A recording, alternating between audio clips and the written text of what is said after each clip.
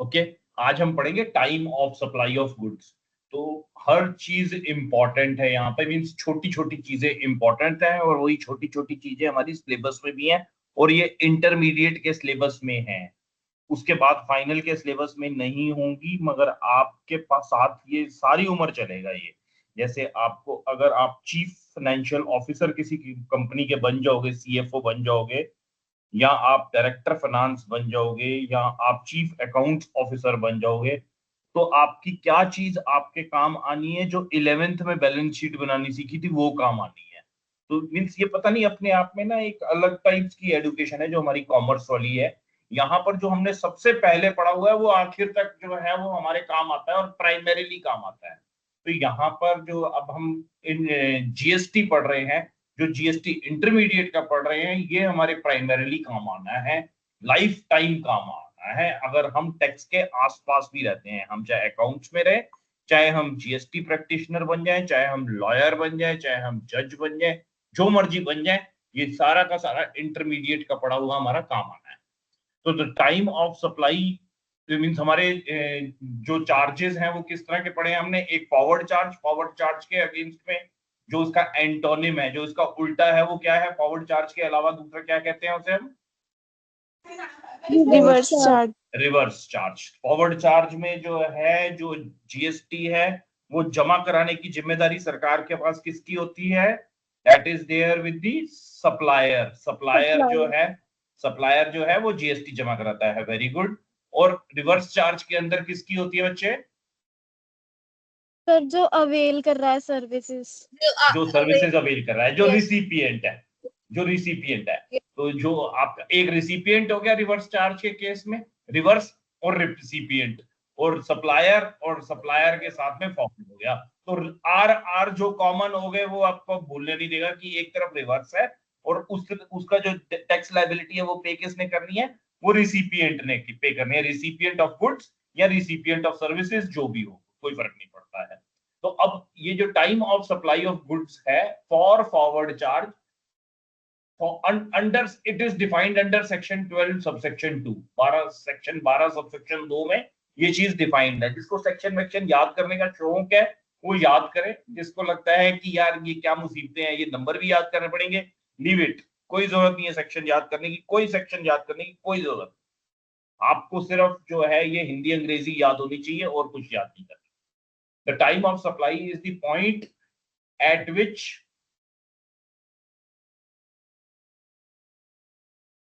the time of supply is the point at which a taxpayer becomes liable to pay GST। Means ये time important क्यों है? क्योंकि उसकी GST की liability उस पॉइंट से आनी है।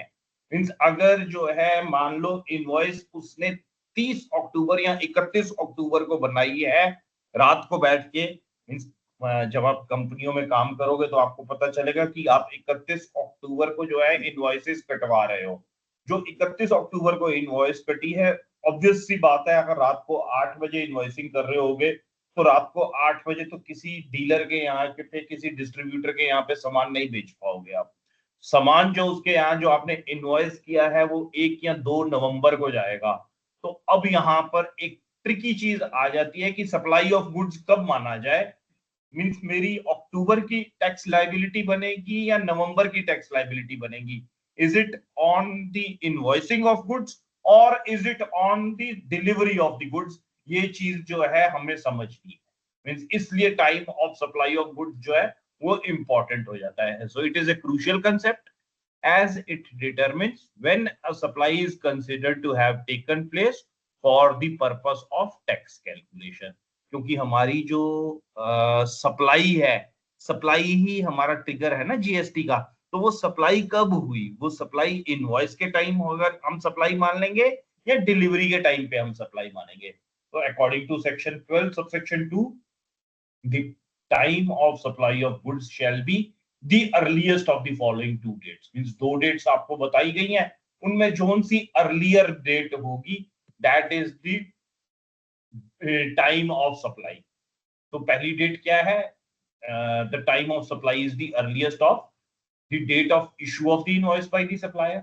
जो आपने सप्लाई करी है जिस जिस दिन आपने इनवॉइस बनाई है, जैसे मैं अभी बात कर रहा था कि आप 31 अक्टूबर को जो है आप बिलिंग ऑफिसर हैं, मींस आप कमर्शियल ऑफिसर भी हो सकते हैं, आपके नीचे बिलिंग क्लर्क भी हो सकता है कि एज ए कमर्शियल ऑफिसर आप इनवॉइसेस भी रेज करते हो, दोनों में से कुछ भी हो सकता है, कोई फर्क नहीं पड़ता है। जैसे मैंने जब अपना करियर शुरू करा है तो I started as a commercial officer, और मैं इनवॉइसिंग भी करता होता था। रात को हम बैठ के 31 तारीख को, हर महीने की 31 तारीख को, पर्टिकुलरली 31 मार्च और 30 सितंबर और हर क्वार्टर एंडिंग पे इनवॉइसेस रात को 12-12 बजे तक बैठ के करते होते थे। तो जो 12 बजे तक इनवॉइस हो रही होती थी, दैट दैट वाज एक्चुअली, वो इस कंसेप्ट में आ जाती थी, the date of issue of the invoice by the supplier. हम सप्लायर थे, जिस डेट में हमने इनवॉइस इशू करी है वो वाली डेट अब इसमें अर्लीस्ट ऑफ द टू है। एक तो वो वाली डेट, और दूसरी कौन सी कह रहा है, ये दूसरी डेट बेटा आप ध्यान से पढ़ने वाली समझने वाली होगी। पहली डेट आसान है, जिस दिन आपने इनवॉइस बनाई।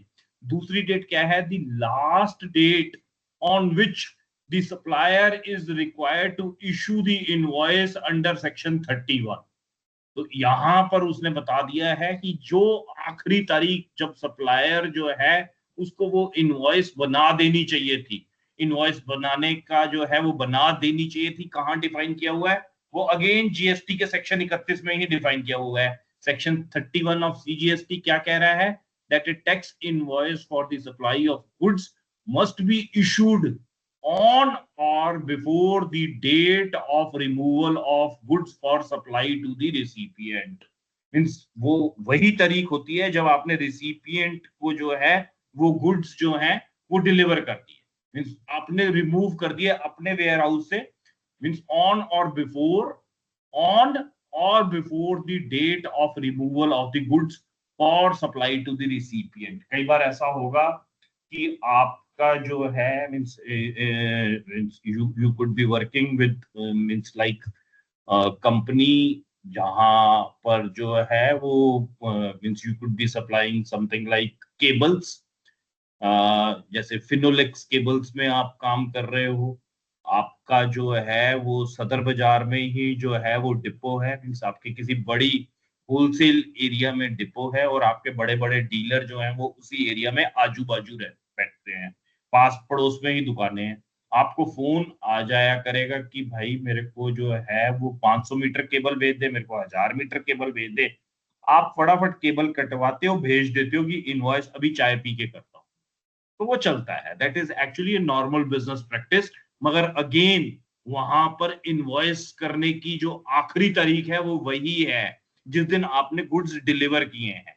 मीन्स गुड्स आपने डिलीवर करे तो कायदे से वो बिना इनवॉइस के मूव नहीं होने चाहिए, इसका ये मतलब है। आपने इनवॉइस गुड्स तो आज दे दिए और उसकी इनवॉइस जो है वो 3 दिन बाद बनाई, तो आपकी कायदे से जो इनवॉइसिंग की लास्ट डेट थी, the last day on which the supplier is required to issue the invoice under section 31, वो आज की डेट होएगी। जो 3 दिन बाद आपने इनवॉइस बनाई है वो डेट नहीं होगी। तो इसका सीधा सीधा मतलब ये हो गया, मतलब अगर इतनी टिकलिश भाषा ना बनाया हम इसको, टिकलिश समझनी इसलिए जरूरी है क्योंकि अल्टीमेटली एग्जाम में आपने यही दो चीजें लिखनी है। बट इसका मतलब सीधा सीधा ये हो गया कि date of issue of invoice या date of delivery, whichever is earlier, दोनों में से जो भी पहले है। आपने अगर बिना इनवॉइस के किसी को गुड्स दे दिए हैं तो वो वाली डेट, और अगर आपने इनवॉइस पहले बना दिया तो इनवॉइस वाली डेट, दोनों में से जो भी पहले आ रही है वो डेट है आपकी जो time of supply of goods माना जाएगा। मींस आपने अगर 30 सितंबर को इनवॉइस बना दी, गुड्स जो है वो 3 अक्टूबर को डिलीवर करे, तो भी आपकी जो डेट टाइम ऑफ सप्लाई है दैट विल बी 30th सितंबर। और अगर आपने 30 सितंबर को माल दे दिया था, इनवॉइस गलती से 3 तारीख को बनाई, जब आपने रिकनसाइल करा, स्टॉक टेकिंग करी या कुछ भी करा, तो तब आपको पता चला कि यार ये उस दिन 3 टायर जो हैं वो चले गए थे, इसकी इनवॉइस तो बनाई नहीं, तो आप 3 टायरों की इनवॉइस बना देते हो जिस किसी डीलर के नाम पर आपने, जिस किसी को वो टायर आपने वैसे ही पकड़ा दिए थे। वो पकड़ाना गलत है जीएसटी एक्ट में, इसलिए उन्होंने ये इस तरह से नहीं लिखा हुआ, इस तरह से इसको ऐसे घुमा के लिखा है, the last date on which the supplier is required to issue the invoice under section 31। यानी कि कोई भी गुड्स आपके बिना इनवॉइस के जो है आप अपने डिपो से बाहर नहीं करेंगे। No delivery to happen without invoicing. But आपने किसी एक्सेप्शनल केस में कर दी है तो भी वही आपकी जो जो है वो डेट होनी चाहिए। इनवॉइस डेट रेलेवेंस खत्म हो जाएगा अगर आप 2 दिन बाद करते हैं। आपने डिलीवरी पहले कर दी, आप उसी डेट को ही आप इनवॉइस। तो एक छोटा छोटा सा एग्जांपल देख लेते हैं। वैसे तो बात बड़ी सिंपल सी है, समझ में आ गई होनी चाहिए, बट फिर भी एक एग्जांपल से समझ लेते हैं। A supplier remove goods on 10 अक्टूबर 2025। 2025 को उसने जो है वो गुड्स रिमूव करे हैं। The last date to issue the invoice is 10 October on, means 10 October ही 10, ये ऊपर वाले का ही एग्जांपल है। इसका एग्जांपल जो है सिनेरियो 1 क्या हो गया? The supplier issues invoice on 8 October. Supplier ने इनवॉइस बनाई है 8 अक्टूबर को, डेट ऑफ इनवॉइस 8 अक्टूबर हो गई। लास्ट डेट फॉर इनवॉइस क्या थी? मींस उसने जो गुड्स रिमूव करे हुए हैं वो क्या है? लास्ट डेट फॉर इनवॉइस जो थी वो 10 अक्टूबर थी। मींस उसने जो डिलीवरी करी है, सप्लायर ने गुड्स रिमूव करे हैं 10 अक्टूबर को, इनवॉइस बना के बैठा है वो 8 अक्टूबर से। अब लास्ट डेट फॉर इनवॉइस क्या बनती है? क्योंकि गुड्स रिमूव 10 अक्टूबर को करे हैं तो हर हाल में इनवॉइस 10 अक्टूबर को बन ही जानी चाहिए। तो टाइम ऑफ सप्लाई क्या माना जाएगा? The time of supply will be 8 अक्टूबर, क्योंकि इनवॉइस ऑलरेडी 8 अक्टूबर को बन चुकी है। Any doubt, any kind of ambiguity, किसी भी तरह का कोई भी शक, कोई भी सवाल दिमाग में आया हो इस सिनेरियो 1 में, feel free to ask. Sir फिर टैक्स देने की लायबिलिटी किस दिन से बनेगी? अभी मान के चलो अक्टूबर के महीने का टैक्स है, सारे महीने का टैक्स एक साथ देते, पूरे महीने का टैक्स इकट्ठा होने के बाद फिर एक साथ जमा कराया जाता है नवंबर के महीने। वो डेट्स हम आगे चल के पढ़ेंगे, बट ये क्लियर हो गया कि ये लायबिलिटी अक्टूबर की ही बनेगी, इररिस्पेक्टिव चाहे वो यस 8 सर। की होती या 10 की होती, उससे फर्क नहीं पड़ रहा था। आगे चल के इस चीज को भी हम और एग्जांपल्स के थ्रू क्लैरिफाई कर लेते हैं। ये पहला एग्जांपल दिया मैंने, इसलिए मैंने इसमें डेट्स जो हैं वो बीच बीच की नहीं रखी हैं कि महीना जंप करा रहा हूं। अभी ये मान के चलो कि ये 8 अक्टूबर की वजह से 8 अक्टूबर की सेल मानी जानी चाहिए। Supplier issues the invoice on 8 अक्टूबर और इसका जो टाइम ऑफ सप्लाई है दैट इज क्लियरली 8 अक्टूबर। जो दूसरा है that is the supplier issues the invoice on 12 October. Delivery कब करके बैठा हुआ है? 10 अक्टूबर को। सप्लायर रिमूव, ये यही है, कंटिन्यू हो रहा है जो सिनेरियो 2, इसका पहला पॉइंट यही है। The supplier remove the goods on 10 October. The last date to issue invoice is also 10 October, but the supplier issues the invoice on 12 October. Invoice जो इशू करी है वो 12 अक्टूबर को करी है। तो अब जब डेट ऑफ इनवॉइस 12 अक्टूबर है मगर लास्ट डेट फॉर इनवॉइस क्या थी? वो 10 अक्टूबर थी। तो इस केस में टाइम ऑफ सप्लाई जो है वो 10 अक्टूबर हो। पहले वाले सिनेरियो में 8 अक्टूबर हो जाएगा क्योंकि इनवॉइस 8 अक्टूबर को हो गई। दूसरे वाले केस में इनवॉइस तो भाई साहब ने जो है वो 12 अक्टूबर को करी है, बट उसकी लास्ट डेट ऑफ इनवॉइस जो थी that was basically it should have match the date of delivery. जब उसने जो है वो गुड्स रिमूव करे थे अपने यहां से, वो उसकी लास्ट डेट थी इनवॉइसिंग करने की, एंड दैट वाज 10 अक्टूबर। 12 अक्टूबर को हम जो है वो स्वीकार नहीं करेंगे किसी भी पर्पस के। वो इनवॉइस इसने लेट बनाई है, कल को वो पकड़ा जाएगा तो इस पे पेनल्टी भी पड़ सकती है। ठीक है जी, ये 12 अक्टूबर की इनवॉइस कायदे से उसकी होनी नहीं चाहिए। बात समझ में आ गई? Yes sir. Simple, yes sir. Simple है, याद करने वाली बात यस है। सर। दो दो, अगर बिल्कुल नहीं पढ़ोगे तो भूलोगे, नहीं तो जिंदगी भर नहीं भूलोगे। और अपना ऑब्जेक्टिव जो है वो सिर्फ दिसंबर तक याद रखना है, उसके बाद भूल जाना। नेक्स्ट है जी, इस यहां पर मैं जो है मींस नॉर्मली मैं अभी जो पढ़ाऊंगा इस स्लाइड के बाद that way I am going to talk about goods only, but यहाँ एक एक्सेप्शन मैं सर्विसेज की पढ़ा रहा हूँ क्योंकि आप बुक में पढ़ोगे तो कहीं कंफ्यूज ना हो जाओ, इसलिए मैं आपको ये सर्विसेज का पढ़ा रहा हूँ। So it is going to be, अच्छा ये जो पहली स्लाइड है time of supply of goods under forward charge, ये एक नॉर्मल डीलर के लिए, कॉम्पोजिशन डीलर के लिए जो है एक तीसरा और इसमें ऐड हो जाता है, वो आगे वाली स्लाइड में आ जाएगा, उससे कवर करते हैं, उसी से समझते हैं। But this is basically for a normal dealer, ये एक नॉर्मल डीलर के लिए है।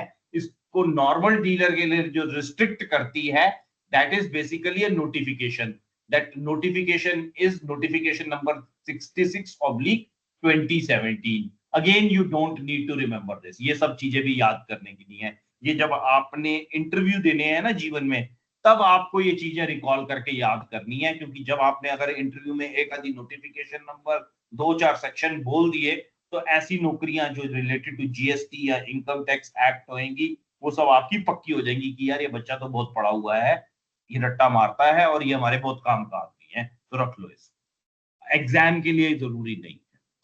So this is an alternate rule which applies when a supplier receive payment for the services. यहाँ ये जो है ये services के लिए है, goods के लिए नहीं है.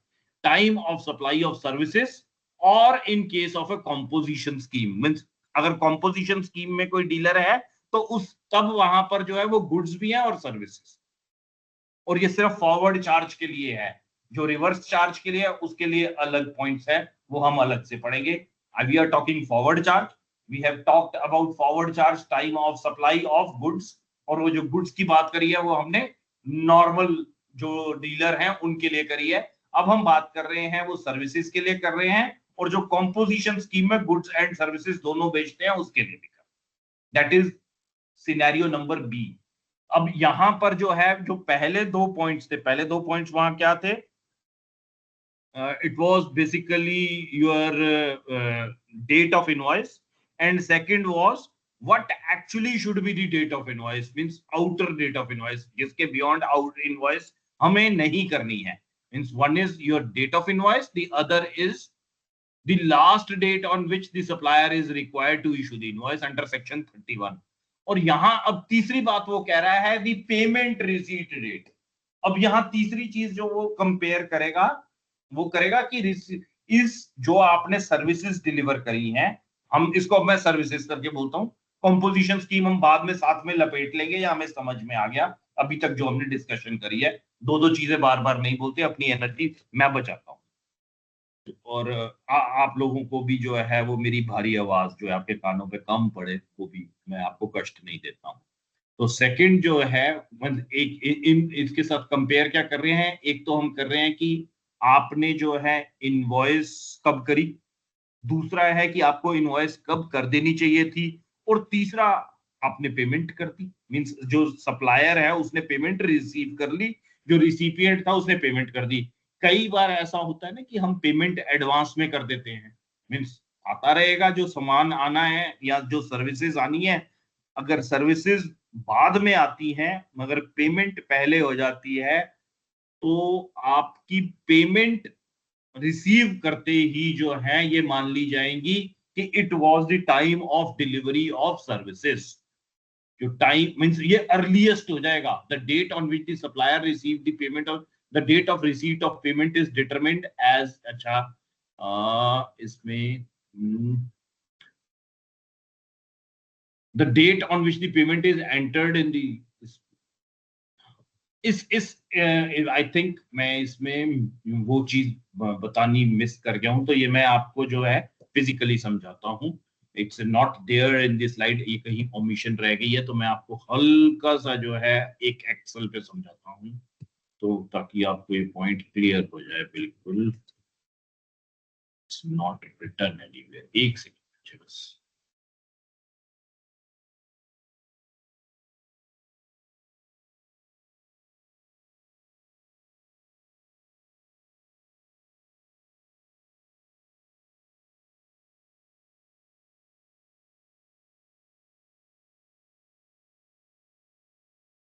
तो यहाँ अब जो है वो कवि क्या कहना चाह रहा है? कवि कह रहा है कि आपकी एक तो थी यहाँ earliest of the below entries जो हैं वो हो जाएंगी. पहली जो है that is date of invoice. Second जो है that is going to be the earliest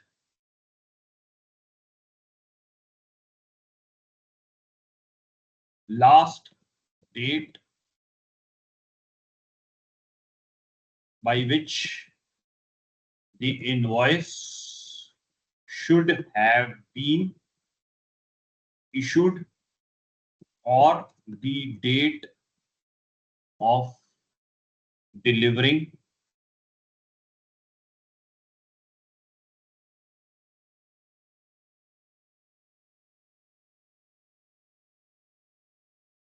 last date by which the invoice should have been issued। बस यहीं तक ही restricted रखते हैं इसको। और तीसरा जो वो कह रहा है, वो कह रहा है that it should have been the date of payment earliest of the below। Means इन तीनों डेट्स में जोन सी भी अर्लीस्ट डेट होएगी, that will be the date of supply of services. That will be the date of supply of services. Services किस दिन supply मानी जाएंगी? In earliest of the below dates में। मींस जब हम गुड्स की बात कर रहे थे तो ये दो थी, जब हम सर्विसेज की बात कर रहे हैं तो ये तीनों डेट्स हैं। Date of invoice, last date by which the invoice should have been issued, और the date of payment. Goods के लिए नहीं है बच्चे, मैं बार बार बोल रहा हूं, ये सिर्फ सर्विसेज के लिए है। सर्विसेज के लिए है, या फिर जो है और फॉर कॉम्पोजिशन डीलर्स, जो कॉम्पोजिशन स्कीम और फॉर कॉम्पोजिशन स्कीम में जो डीलर्स हैं, स्कीम डीलर्स, उनके लिए है, सबके लिए नहीं है ये।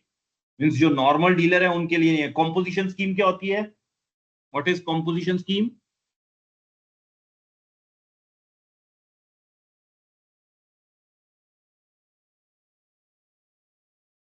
सर जिसके अंडर आईटीसी नहीं होता, जिसमें एक आईटीसी तो नहीं होता। आईटीसी नहीं होता, बट आईटीसी किस में नहीं होता? आईटीसी इज नॉट गिवन, ठीक है, ये तो इसका एक फीचर हो गया। जीएसटी मतलब ये कॉम्पोजिशन स्कीम होती क्या है? मींस कौन लोग रजिस्टर कर सकते हैं? Who can register under composition scheme? Sir जिनकी इनकम इनकम 1.5 करोड़ से होती है। 1.5 करोड़ से सर मैक्सिमम 1.5 करोड़ से कम होती है, कम होती है। क्या कम होती है? Sir lump sum payment of tax करते हैं। नहीं, turnover is the term, turnover is the term. बच्चे जो सबसे पहला जवाब आ रहा था वो टर्नओवर करके आ रहा था। हमारी जो बेटियां हैं इनकी आवाज बड़ी मेरी जैसी भारी है, वो बोलती हैं तो सामने वाला कहता है यार ये ठीक बोल रही होगी। भारी आवाज जरूरी नहीं है ठीक हो, तो इसलिए जिसकी जैसी पतली आवाज है तो भी कोई बात नहीं है, बोलना है। यहाँ की गलती कोई फर्क ही नहीं पड़ रहा, यहाँ पे तो हम ठीक करने के लिए बोल रहे हैं ना। So be participative in the class. So turnover of less than 1.5 crores in preceding year, ठीक है जी। जिसकी पिछले साल टर्नओवर जो है वो 1.5 करोड़ रुपए से कम थी, वो इस साल जो है अपनी GST registration under composition levy scheme रख सकता है, ठीक है जी। वो अपनी चाहे नहीं कराए, चाहे पिछली वाली कंटिन्यूड रखे। अगर टर्नओवर पिछले साल 1.5 करोड़ थी तो कंटिन्यूटी में वो अपनी 1.5 करोड़ की टर्न मतलब जो है वो जीएसटी जो है वो कॉम्पोजिशन में रख सकता है। अब जब कॉम्पोजिशन स्कीम में वो रहेगा तो जितनी उसकी टर्नओवर होएगी, जितना वो बिजनेस करेगा, जैसे उसने जो है मान लीजिए एक क्वार्टर में जो है वो बिजनेस करा 40 लाख रुपए का, पहले क्वार्टर में 40 लाख रुपए का बिजनेस करा है।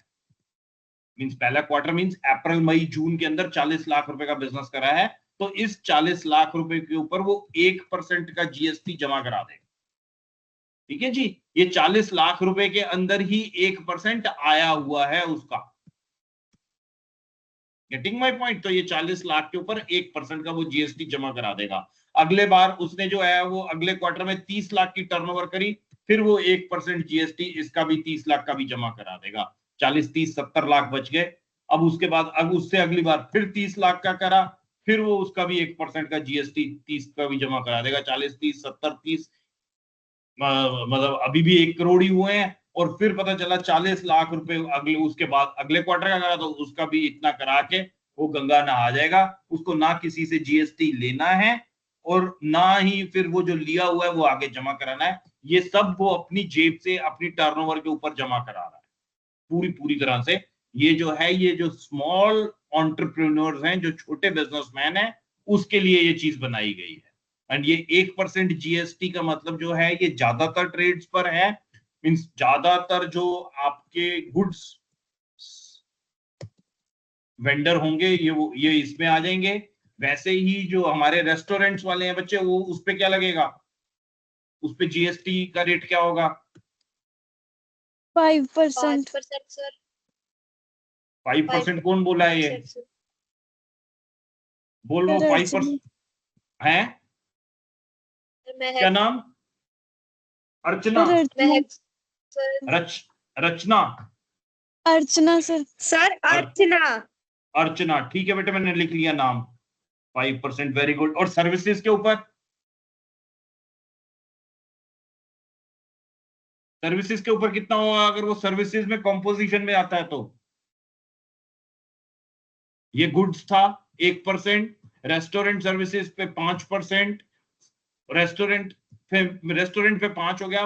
बाकी कोई सर्विसेज है उसकी, उसमें उसने कंपोजिशन स्कीम में खोला हुआ है, ब्यूटी पार्लर खोल लिया किसी ने, अब सर्विसेज है, प्योर सर्विसेज है, उसको कितना जीएसटी का जमा कराना है अगर वो 1.5 करोड़ के नीचे वाली स्कीम में आया तो?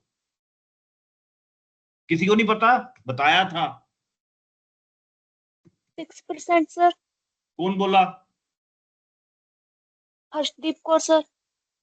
Good, Arshdeep Kaur, very good. पढ़ के तो नहीं बोली, मैंने लिख दिया था तब तक। No sir. चलो, वेरी गुड।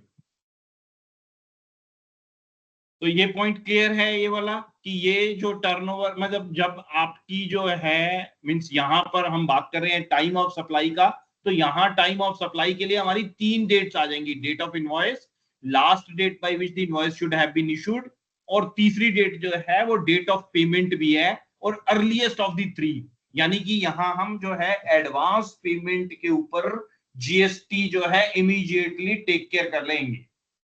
गुड्स के केस में हम कभी भी मतलब अगर गुड्स के केस में भी एडवांस पेमेंट हो सकती है ना, कि ले भाई मेरे को 10 कट्टे सीमेंट के भेज, ये ले पकड़ पैसे, तेरे 1000 रुपए बनते हैं, 3000 रुपए बनते हैं, 1000 रुपए अभी पकड़ और मेरे को वो 3000 रुपए का सामान भेज दे। तो हमें एडवांस पेमेंट ऑफ गुड्स से कोई दरकार नहीं है, कोई कनेक्शन ही नहीं है उसका जीएसटी के साथ। But when it is case of supply of services, yes, it is very much valid. When it is case of supply of goods from a composition dealer, तब भी वो वैलिड है, तब भी वो जो ये 1% जीएसटी है वो basis the date of payment ही जमा कराते हैं। ये पॉइंट क्लियर है? ये वाला अच्छी तरह से बात समझ में आ गई? कुछ डाउट है तो बताओ, या एक काम करते हैं, डाउट भी है तो वो इस एग्जाम्पल के बाद समझते हैं कि ये एग्जाम्पल समझ में आ गया तो फिर डाउट नहीं रहेगा। Advance payment received, a customer places an order for consultancy services and pays an advance of ₹20,000 on 15th November. 15 नवंबर को उसने जो है एडवांस पेमेंट कर दी है 20,000 रुपए की। The consultant delivers the services on 5th December. The consultant ने 5 दिसंबर को जो है वो सर्विसेज डिलीवर कर दी and issues the invoice on the same date. 5 दिसंबर को इनवॉइस बना दी, तो यानी कि ये 2 डेट्स तो सेम होगी, डिलीवरी ऑफ सर्विसेज और डिलीवरी ऑफ सर्विसेज के बाद the last date of issuing the invoice, ये दोनों जो है वो 5 दिसंबर हो गई। इसके पहले जो पेमेंट डेट है वो 15 नवंबर होगी। The balance payment is received on 10th December, means इसने 20,000 रुपए की पेमेंट करी है मगर पूरी नहीं करी है, इसमें भी हो सकता है कि सर्विसेज 30,000 की रही होंगी, तो 20,000 इसने एडवांस पे कर दी और 10,000 की पेमेंट इसने 10 दिसंबर को पे करी। तो डेट ऑफ इनवॉइस क्या होगी अपनी? 5 दिसंबर। डेट ऑफ इनवॉइस 5 दिसंबर है ना बच्चे, ये रही। डेट ऑफ पेमेंट 15 नवंबर, ये जो एडवांस की थी। और टाइम ऑफ सप्लाई क्या होगा इस केस में? The earliest of these is the date of advance payment which is 15th November. The consultant is liable to pay GST on the 20,000 rupees in the tax period of November. ये 20,000 रुपए के ऊपर जो payment जो tax है वो नवंबर के महीने का देना है। तो GST on the balance amount अगर 30,000 में से 10,000 बचा हुआ है, the GST on the balance will be due in the tax period of December. वो दिसंबर में ड्यू होगा। दिसंबर की कौन सी तारीख का वो बन जाएगा? वो 5 दिसंबर को ही बन जाएगा, वो 10 से नहीं ड्यू होगा।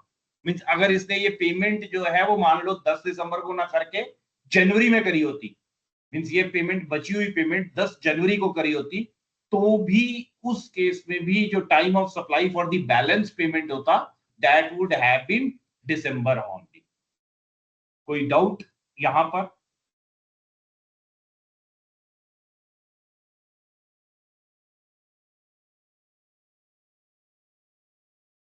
The earliest of these date is the date of advance payment 15 नवंबर हो गया।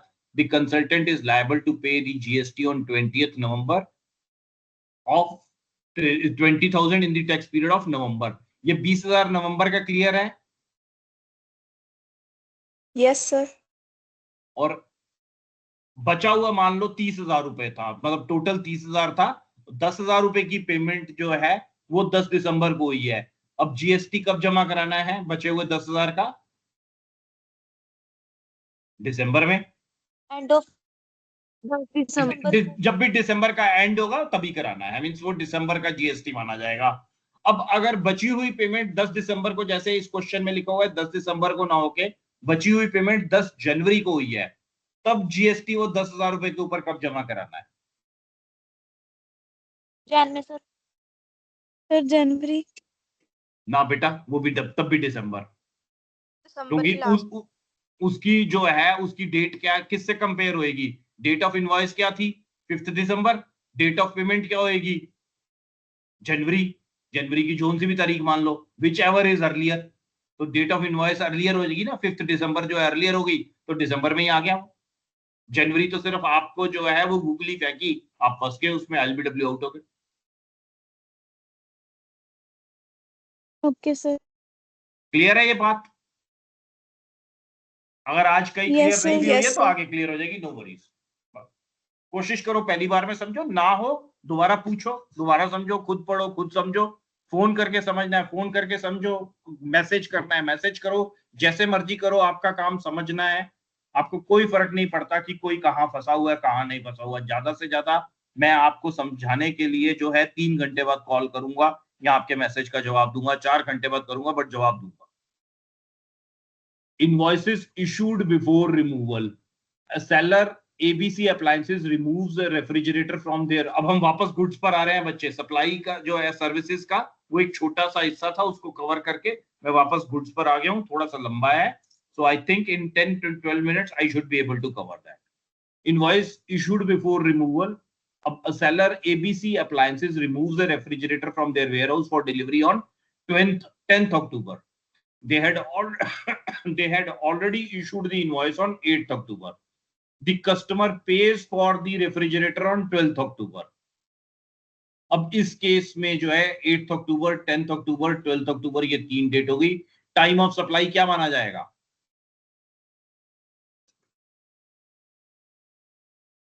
डेट ऑफ इनवॉइस 8th अक्टूबर, कोई डाउट नहीं। Very good very good. 8th अक्टूबर। एग्जाम्पल नंबर 4 पर आ जाते हैं। A supplier XYZ goods remove goods for delivery on 28th December। Due to an oversight, they issue the invoice on 3rd January 25। Means goods remove तो कर दिए थे delivery के लिए, invoice कहीं बनानी भूल गए। इनवॉइस बनाई है 3 जनवरी को। The customer makes the payment on 25th दिसंबर। जो पेमेंट है वो जो है वो कब कर गया कस्टमर? 25 दिसंबर को कर गया था कि भाई ये जो है, मान लो फ्रिज ही था, जो ऊपर वाला फ्रिज है वो नीचे आ गया कि ये मेरा फ्रिज जो है घर पहुंचा दियो। उसने 28 तारीख को फ्रिज घर पहुंचा दिया। इनवॉइस जाके 3 जनवरी को बनाई है। अब इस केस के अंदर जो है मुझे ये बताओ आप, बिना नीचे देखे, अब तो खैर मैं बोल दिया बिना नीचे देखे तो आंखें अपने आप नीचे चली जाएंगी, बट जो डेट ऑफ आपकी रिमूवल है वो क्या मानी जाएगी? What is the time of removal? Means time of supply क्या है? 3rd जनवरी, 25 दिसंबर।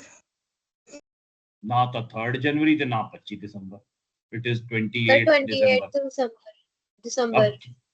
कौन बोल रहा है ये 28 दिसंबर? सर महकप्रीत। महकप्रीत, MAHE के? हाँ जी महक के सर। एम, मैं देख लेना तू 10 मिनट मैं मिल गया MEHAK महकप्रीत। हाँ बेटा महक बताओ क्यों, you are right, why not 3rd January?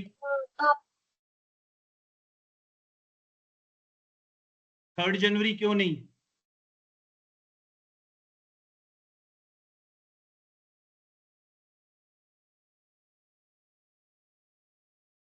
Sir क्योंकि इनवॉइस ही लेट बने हैं, 3 जनवरी को बने हैं। Yes sir, as per section 31 invoice बनाने की जो लास्ट डेट Yes, थी sir.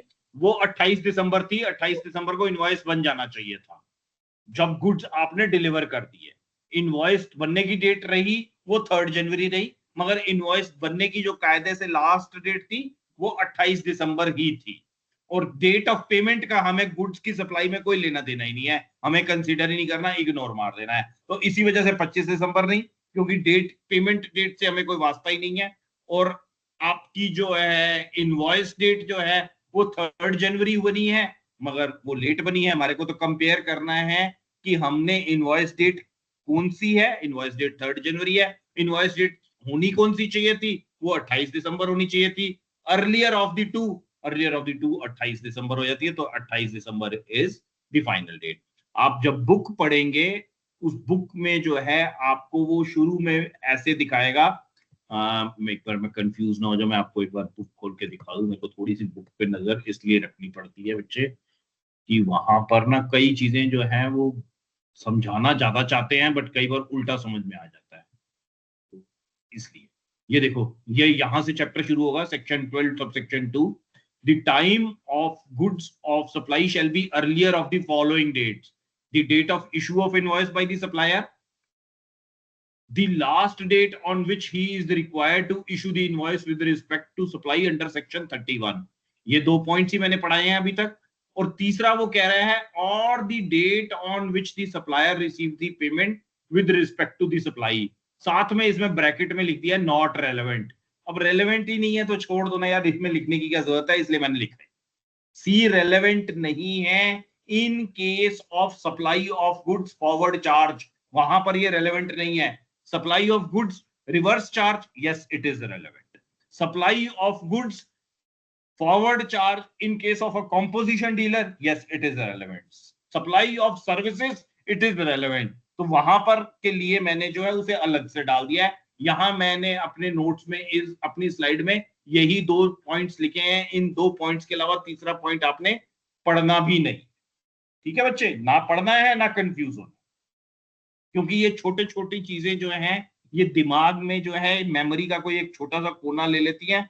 और जब आपको चाहिए होता है एग्जाम में तो कैश मेमोरी आपकी जो है वो इतनी जल्दी निकाल नहीं पाती। इसको आप क्वेश्चन गलत कराते हो कि यार कुछ दिमाग में आ तो रहा है, तो वो चीज नहीं करनी है। इसको मेमोरी में डालना ही नहीं है, पढ़ना ही नहीं है। यहाँ पर ए और बी पढ़ना है, सी इज इररेलेवेंट, इसको अपन ने छोड़ देना है, टच ही नहीं करना। ठीक है जी, चलें आगे, बात समझ में आ गई? Yes sir, yes sir. अब हमारा नेक्स्ट केस आज नो तो नहीं बोला,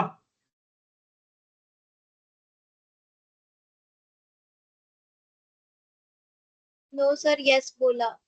ठीक है। Payment date is not relevant basis, मतलब पेमेंट डेट रेलेवेंट क्यों नहीं है? क्योंकि ये आपकी एक नोटिफिकेशन आई थी 66/2017, ये 15 नवंबर 2017 को ही आ गई थी। 15 नवंबर 2017 मींस 14 नवंबर 2017 तक ये तीनों कंपेयर होते होंगे। 15 नवंबर को उन्होंने कहा कि यार इन 3 का कंपैरिजन छोड़ दो, बस 2 का कंपैरिजन करो। क्योंकि मतलब हिस्टोरिकली भी ऐसा ही होता था। ये बीच में 3-4 महीने के लिए ये रामलीला हुई होगी, जो 4 महीने के लिए रामलीला हुई उसको नहीं याद, जो परमानेंट है उसी को याद है। No it is continuous supply of goods. Continuous supply of goods generally जो होता है वो B2B के केस में होता है, या आप कई बार कंस्ट्रक्शन करा रहे होते हो घर में अपने, तो भी